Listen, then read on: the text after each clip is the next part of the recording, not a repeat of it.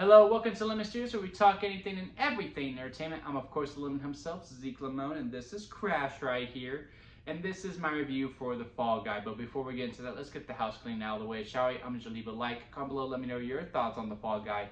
And, of course, hit that subscribe button as it helps me grow into my YouTube career. I would greatly appreciate it. And Crash would, too, because for every subscription, he gets a treat as well.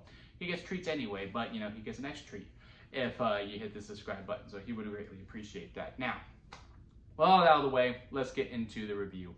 So I'm a huge fan of Ryan Gosling, and I'm a huge fan of Emily Blunt.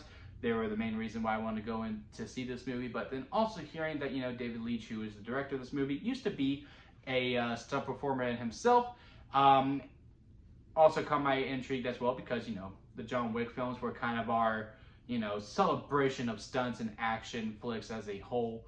And now we have this movie, which is a much bigger budget than John Wick. No offense, Keanu.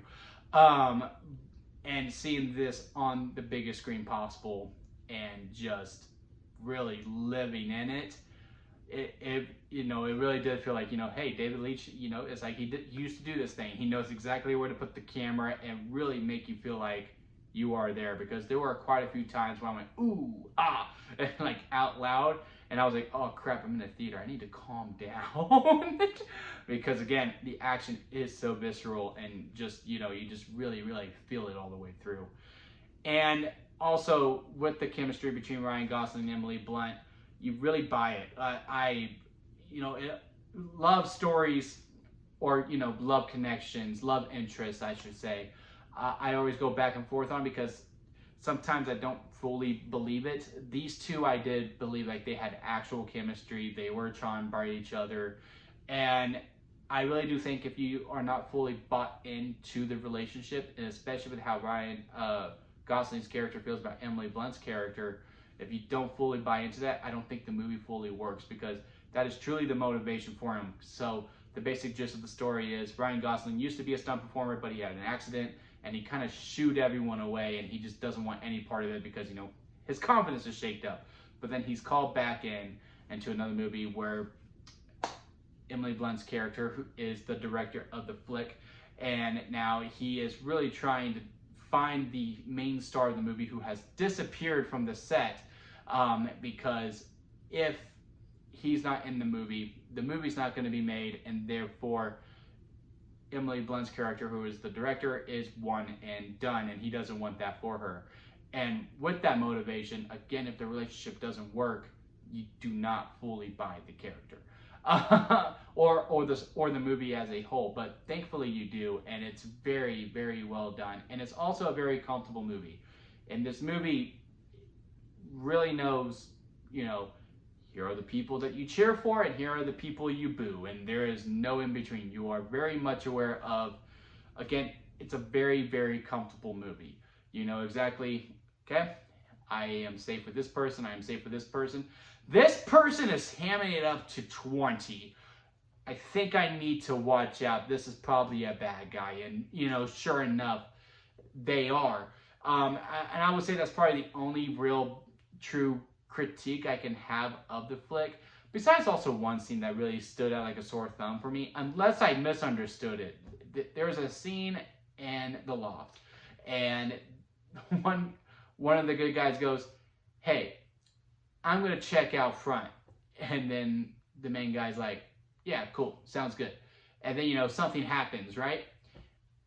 And the friend never comes back, and it really stood out. Unless I misunderstood the scene, it just really stood out like a sore thumb to me completely. Besides those two things where, again, the villains really ham it up, where it's obvious that, like, okay, you're a villain. And that one scene, I really have no problems with this movie. Is this a very comfortable watch? Are you going to know? Do you know the beats? Do you know the twists and turns as it's going to come through? Yes, if you've seen a movie before, you know exactly how this movie is going to go.